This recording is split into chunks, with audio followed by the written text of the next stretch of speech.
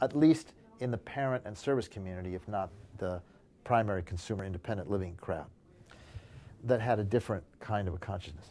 What happened was that there was this enormous development of a warrior class among us fighting against these inhumane, murderous institutions that essentially absorbed all of the public resources, 85–90% of the public resources dedicated to disability citizenship among people with disabilities in institutional settings.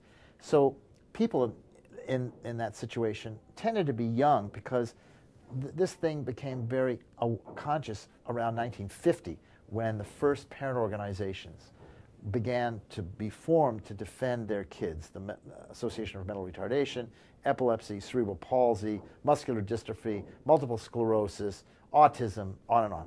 All that came after 1950.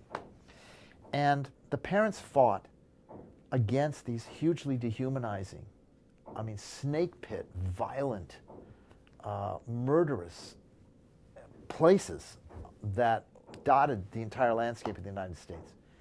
And we were successful through filing lawsuits in practically every state in the nation with, ironically, federal amicus assistance because of progressive leadership in the Civil Rights Division from time to time, to fundamentally challenge this situation and, at the same time, to fundamentally attack the school system for its de facto policy of requiring the kid to conform to the limits of the school.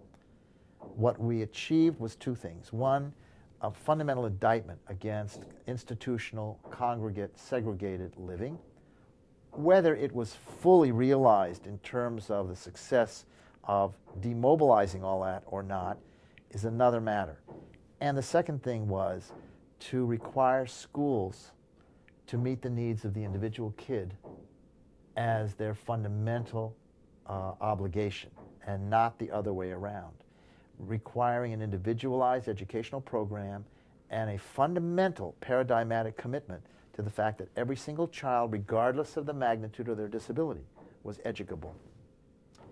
That is to say, had a social and civic future in every case.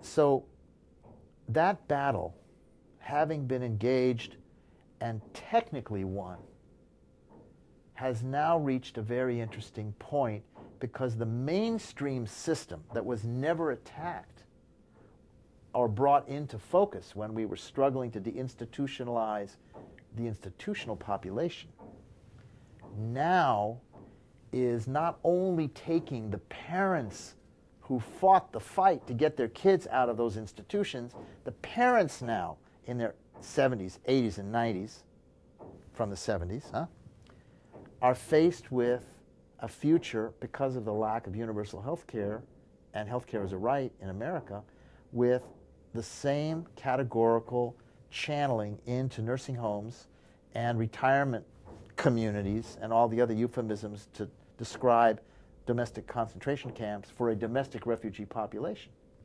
And their kids, who then were 10, 15, 20, 30, are now in their 50s and 60s themselves and are heading right back to the institutions from which we emancipated them from by court order, federal court order in every state in the nation, back to institutions. Why? Not because they're disabled, but because they're old.